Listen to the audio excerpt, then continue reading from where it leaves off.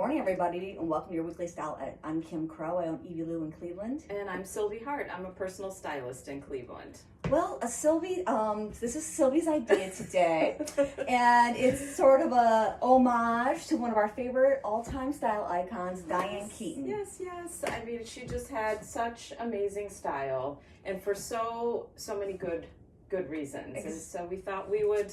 Yeah, I know. She passed away during all our festivities about our anniversary sale and our fashion show and all that, but it was still a very sad moment, and so we thought we'd pay our respects today, just the way she would know how, by shopping for great looks. That's right. So our brief was, if Diane was to come into the store, what would we want to show her? That's right, exactly. And before we get into the actual pieces, Kim, I wanted to just talk about what made her a style icon.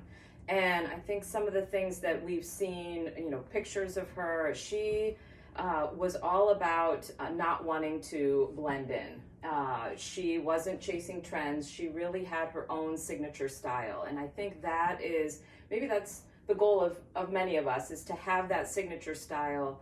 And she did it so beautifully. Right. So the components would be a great blazer. Menswear. She wore menswear so well, but she also made it sort of a feminine twist. Right. And often with a big skirt. Skirt. Well, why don't I just talk about the look I'm wearing? Because yes, she had that big blazer, but then she had a very feminine boot, something more pointy-toed instead of a brogue or something like that. So it's this nice blend of menswear and femininity.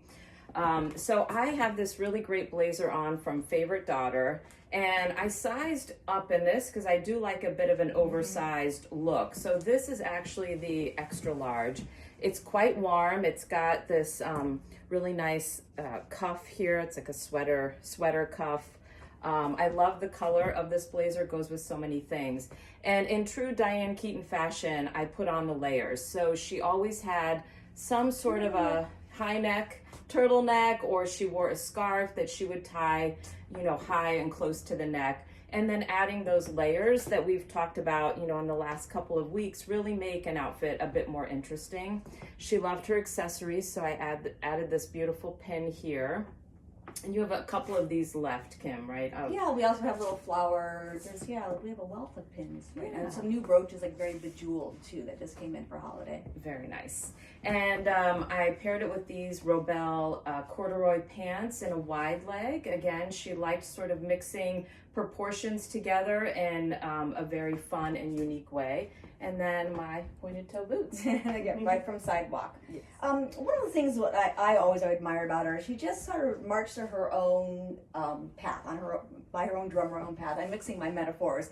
But just to say, she embraced who she was. She wasn't trying to play to the male gaze, although she always looked amazing in everything she put on. She dressed to make herself feel good, and that's what I liked best about her.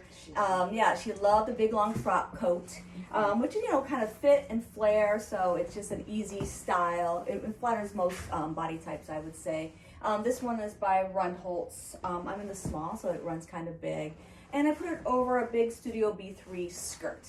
Because when we were looking at images, to come up with today's theme, I saw so many big skirts with the long coat, which wouldn't be my first inclination, but it works so well. It is, and the style of the coat, right? Because it was a bit fitted on the waistline. She had a lovely, lovely figure, so she always emphasized that with a big wide belt or cinching it in some way. So I've just used this flower brooch that has some trailing ribbons that I've just tied around my waist as a belt. And of course, a little essential turtleneck. I personally can't stand when I have layer upon layer because my arms are chubby. So this is a sleeveless turtleneck. New one by Great and Gather. We have it in 3 colors, and sort of a velvety ribbed feel, and it's nice and lightweight. That's a good point. This is also a sleeveless turtleneck from Prairie Underground, and I do, especially when you're adding those layers. Otherwise, I'd be very, very warm. It would just be not conducive to a good day. Yeah. Okay. So a few other choices. As we talked about the great blazer, here's another one by Rundholtz that I think she would really like. Absolutely, and she dressed in a lot of neutrals. Yes. Fairly Oh, more yeah. neutrals I didn't see than- hardly anything with color when we were going through our images. Exactly. Here's another frock coat I think she would have loved. Mm-hmm. This one is also by Run Holtz. This one has a little magnetic flower that has been falling off a lot in the store, and I've been chasing them down the street. But yeah. But I think this too, she would have styled whether as a full suit. Yes, right? 100%. Yeah, maybe put a belt around it, add a turtleneck or a button-down shirt, a great hat. Yes, Hats hats were were very big. key. Yes, Yeah. yes. Would you think she would have gone for a sweater vest? I don't know if I ever saw her in a sweater vest. I think she would have as a layered yes, piece, like right? that over a button down with a big skirt could be really, really cute. So I think that plays up again that menswear that she was going for, and then that feminine touch with the skirt. This definitely would have been a great outfit for her. Great outfit for anybody. Yeah. Maybe for me. We'll try it on later. And on that same sweater vest idea, we've been talking a lot this season about the third layer, but I feel like they just fit so in well. Like you could have put this on as a fourth layer underneath that. It would have been. Oh, I love that. That's such a great color combo, and still sticking neutral, but interesting. Right. Yeah. Yes. I'm sure rust would have been pre-approved. Right. Here's another really one. This is new from NFP. It's a vest, but you can snap it in different spots. I feel like that would have played to her sense of individuality a lot. I love it. And then she would have accessorized, I think, right? Having some sort of pin, brooch. Big chunky necklace. Yeah, exactly. Yeah. It's fun. Oh, how about this? This is total Annie Hall. Ah, yes. This is really, really gorgeous. Yeah, that's new from Favorite Daughter. Wow, what a great set.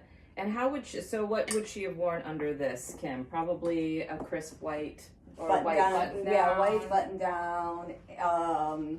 And then maybe even a tie. She would have added like a menswear tie. Yes. But then maybe like a pointy-toed feminine boot. Yeah, absolutely. Though in Annie Hall, she probably would have worn a sneaker with it. Yeah, which is so what we're seeing now I too. know. So She's been influencing style for a very long time. Yes, for sure. very much so. And then I feel like corduroy was a big part of her wardrobe. She seemed to like texture a lot. This is a gorgeous jacket, and I don't think it's getting enough attention, but it has It's really expensive. I but know. it's worth it. I'm not saying it's not worth it, but look at that shoulder, that beautifully formed shoulder. Yeah, it's really, really gorgeous. The corduroy is just luxe and beautiful, but this would definitely have been a jacket. I would have paired this with the planet skirt, the full skirt here. Yeah. That would be so pretty. And that would have been really gorgeous. Yeah. All right, what else do we have? Again, getting back to her love of frock coats. This one is really, really cool by Sancta Myrta.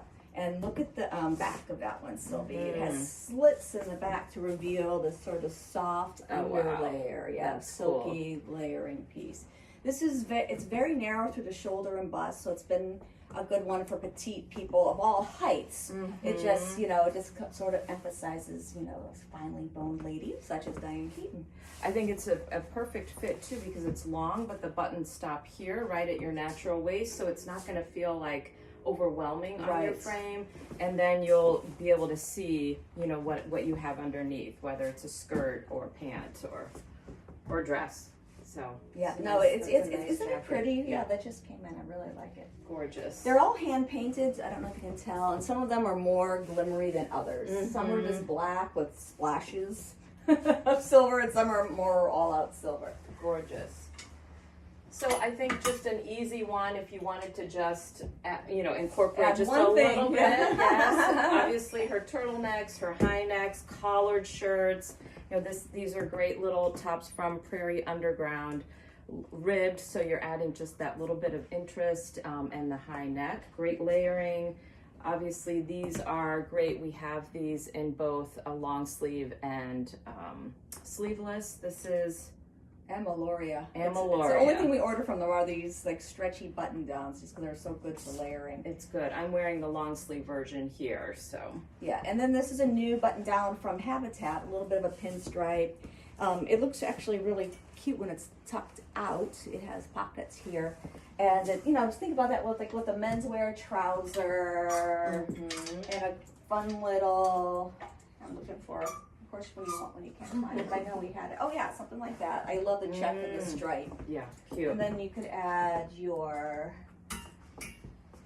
fun little vest layer. Cute. It'd be fun. I think her aesthetic really gives this idea of playfulness and having fun with your clothes without feeling like you have to look like everybody else. Right. And so that, I think, is a challenge to all of you to do that with your clothing and really, have fun with it. And right. There aren't any rules. The police are not going to come if you pair a stripe with a check. So that's, I guess, how we'll leave you today. Just essentially, let's have some fun with our clothes this week, and look forward to seeing you next week. Bye.